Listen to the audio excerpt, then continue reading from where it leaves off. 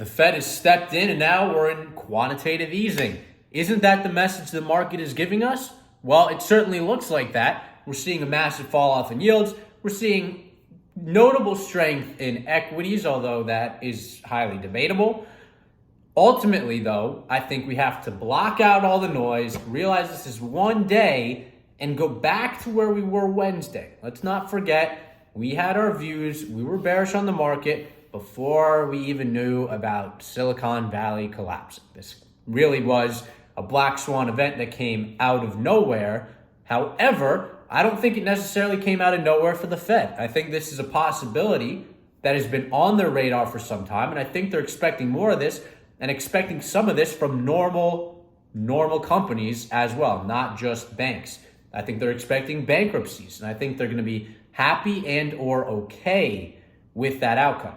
I say they're not expecting this because if you just look at the announcement they put out that Michael Barr is going to lead this charge to re-examine bank capital requirements, if you've been watching every video on this channel, you'll know a while ago, and I believe we even talked about it on Friday, that Michael Barr did a live stream about 3 months ago that had some 600 or 700 live viewers on it, where he discussed that the tightening might lead to some unforeseen events in which the major banks or the non-banking private sector would run into some issues.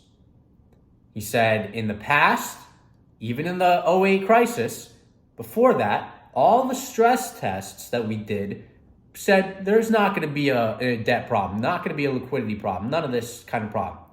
However, when the event occurred, the stress test proved to be incorrect.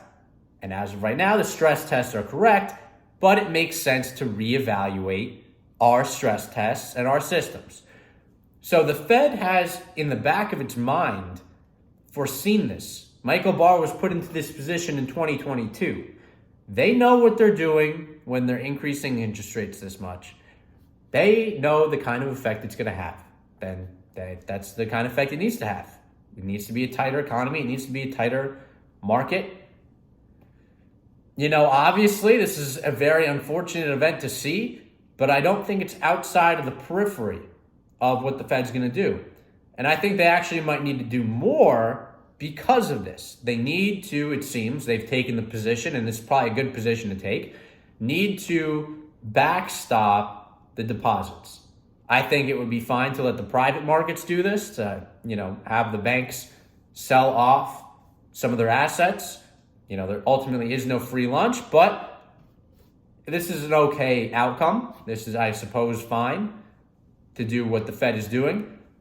Only if, and only if, it is paired with equal or greater balance sheet reductions. Now, they were already reducing the balance sheet. So they're probably going to have to reduce it a little bit more because they're taking that money and lending it to banks now, putting that liquidity in the system. That's fine. That's good. It's honestly probably a good thing for the whole economy and for the people that have been most impacted by inflation. If the Fed can give those people their deposits, ensure those deposits are fine, ensure employees are being paid, yada, yada, yada, while also simultaneously draining money out of the system. Then we don't have money added. We don't have additional money printed. We don't need to worry about inflation reaccelerating.